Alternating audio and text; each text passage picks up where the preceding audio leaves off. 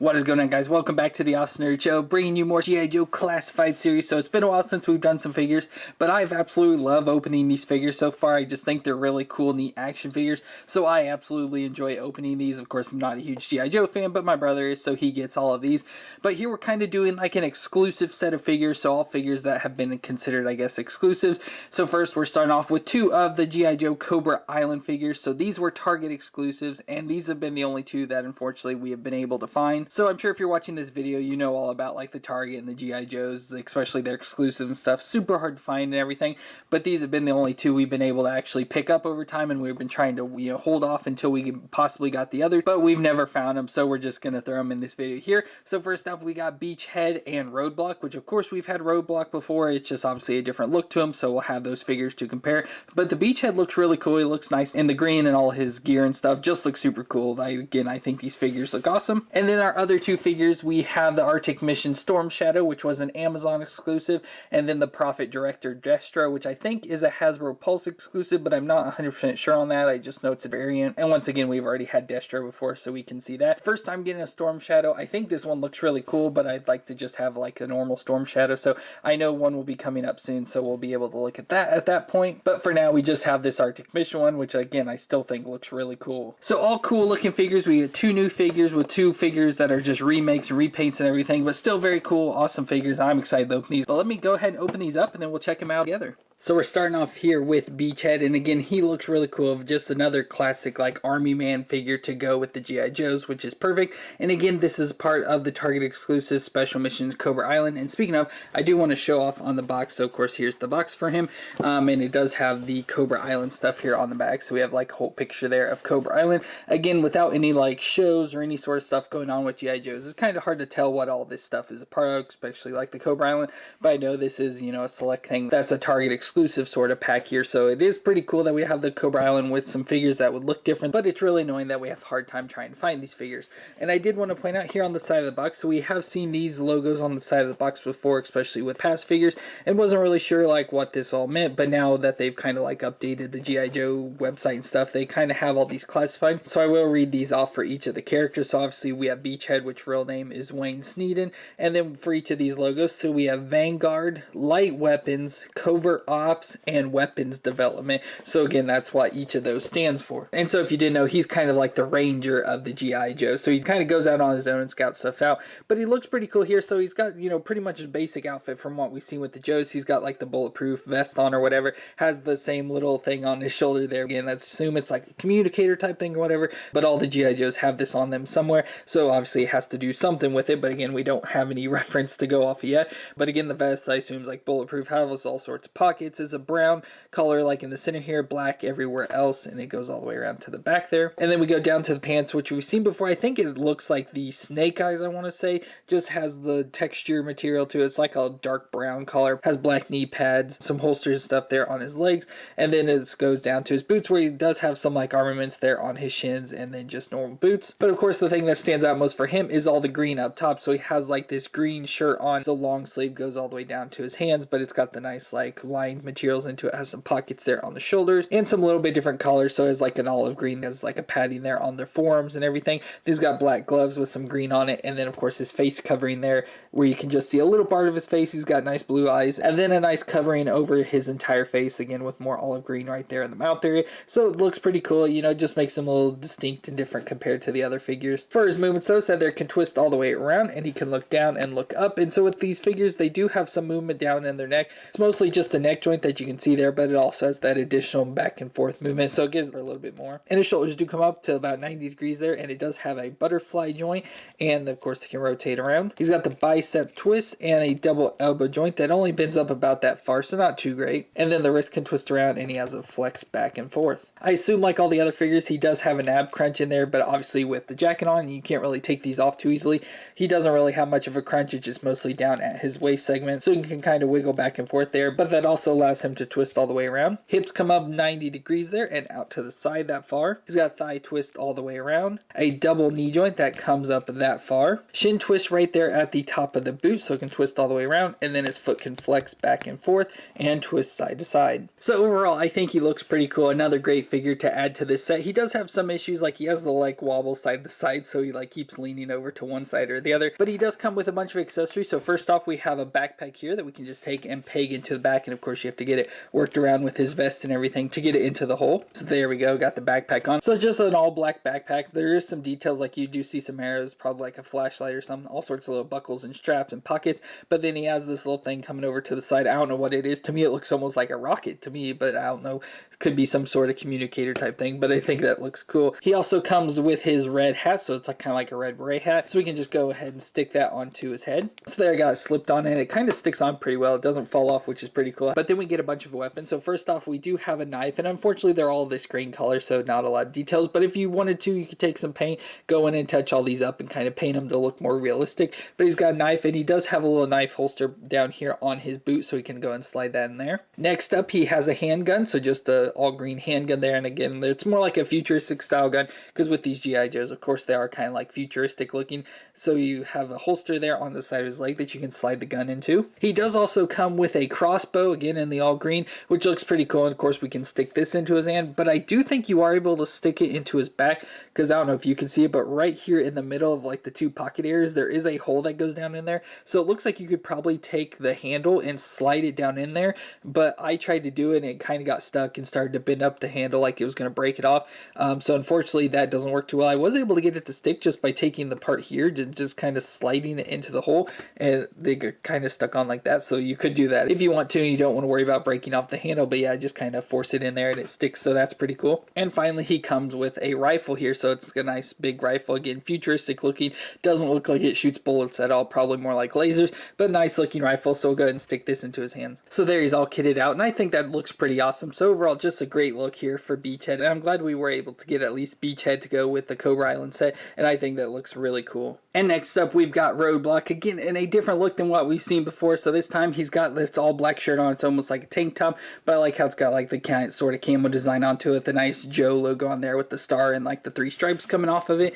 But his face looks a little bit different. He does have like a hat on, or kind of like a leather do-rag or something, communicator there on his ear. He does have these sunglasses on that you can take off, but I'm just going to leave them on. And then he does have a much bigger and bushier beard, which looks really cool. And just like the old Roadblock, he does have his arms exposed, so you can see the line there on his arm. He does have gloves on, and then on this arm he does have like a gauntlet thing. And then his pants are pretty much the same, just different colors. They're in like a lighter gray color, and he has the black knee pad, kind of like holster here on the side of his leg, but it has a lot like grenades or smoke grenades or something on it, which look pretty cool. And then he has the same boot design though, just not all the like crazy colors that people were so upset about, just all black boots. So he's got the really thick shin guards there, and then just the normal black boots. And just for comparison, here's a look at the original one. So there you can see how it's the exact same figure, just obviously just redesigned. But I think just personally for myself, as I mentioned before, I don't really have a strong connection with G.I. Joe at all, so I think I'd like the original one better. But Roadblock's real name is Marvin Hinton, and he is the heavy machine gunner for the G.I. Joes. And his classifications are Vanguard, heavy weapons, strength, and artillery. And so for the figure's movements, his head there can twist all the way around. He can look down and look up there some. Shoulders come up 90 degrees there, and has the butterfly joint, and of course can rotate around. He's got the bicep twist, the double elbow joint that comes up that far, and the wrist can twist around and flex back and forth. He has the upright crunch there, so he can crunch forward and crunch back, so really good movements in there.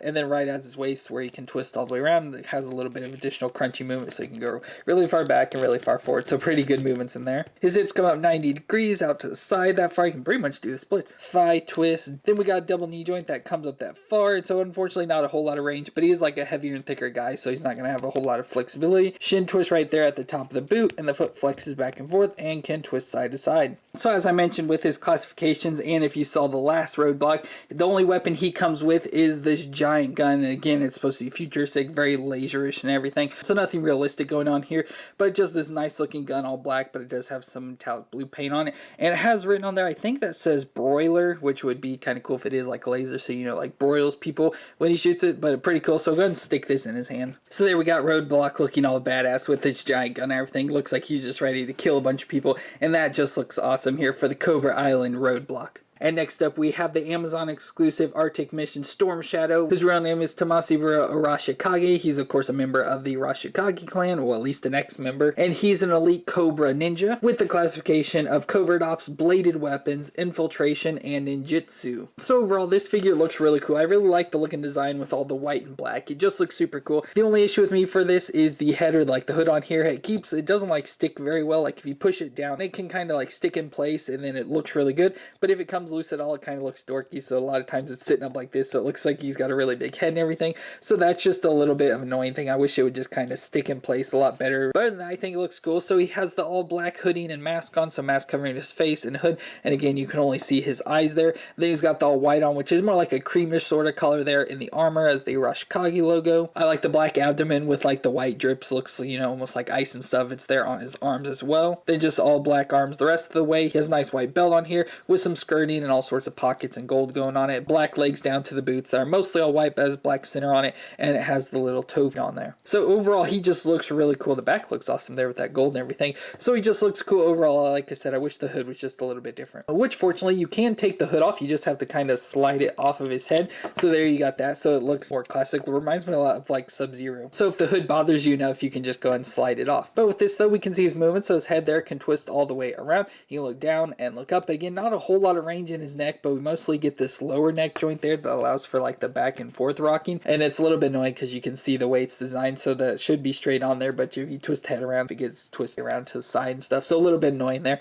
And then it's a little bit loose, but it allows extra movement in the neck. His shoulders are a little stiff, but they do come up about 90 degrees there, and has the butterfly joint. And you can see it has the armor pad on it, but it's kind of like a separate piece, so it can move in conjunction with the shoulder.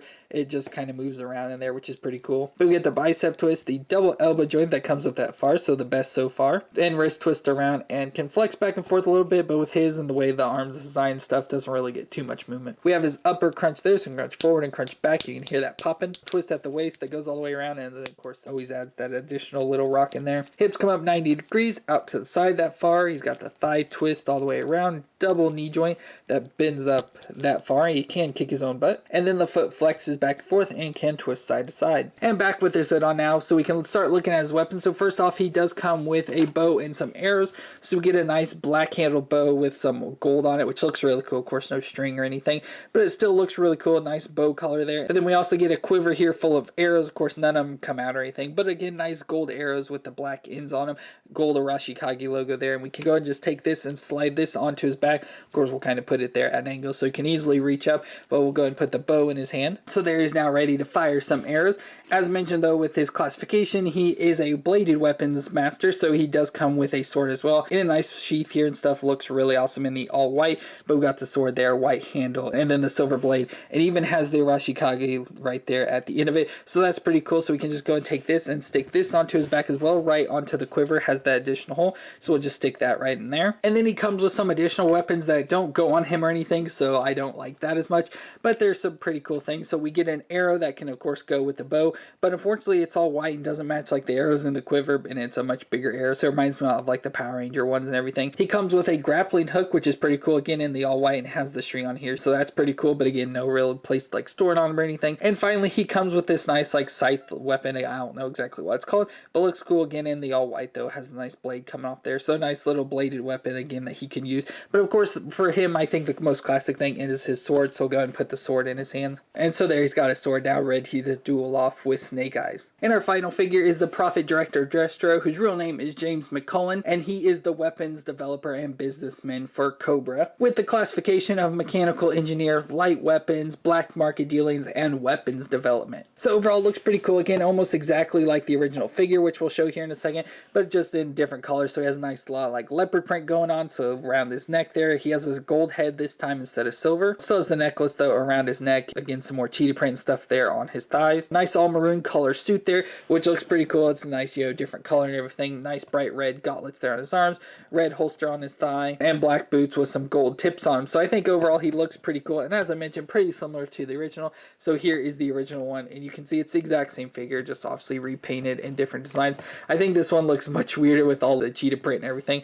The original one definitely is the better looking to me. But for his movement, so his head there can twist side to side, but again, the collar around the neck kind of interferes with that. You can look down and look up just a tiny bit, hip. And again, he has a rocker right there in his neck. You can kind of see the slit right down in there. So allows that movement back and forth, because beyond that, his head doesn't really move at all. His shoulders come up a little over 90 degrees there and has the butterfly joint. Of course, can rotate around. He's got the bicep twist, the double elbow joint that only comes up that far, and twist around and flex back and forth, up and down there with the wrist. He's got the upright crunch back and forth, that far forward, that far back, twist right at the waist all the way around, and again that additional crunch back and forth. Hips come up 90 degrees out to the side that far, twist in the thighs all the way around. He's got a double knee joint that comes up that far, shin twist right at the top of the boot, and the foot flexes back and forth and can twist side to side. But then we get all the cool accessories that go with Destro. So first off, we have this cape. It looks like a nice Royal King cape, but it has the nice cheetah print there on the back of it, and it has even like the paws there and the tail of the cheetah. Poor thing.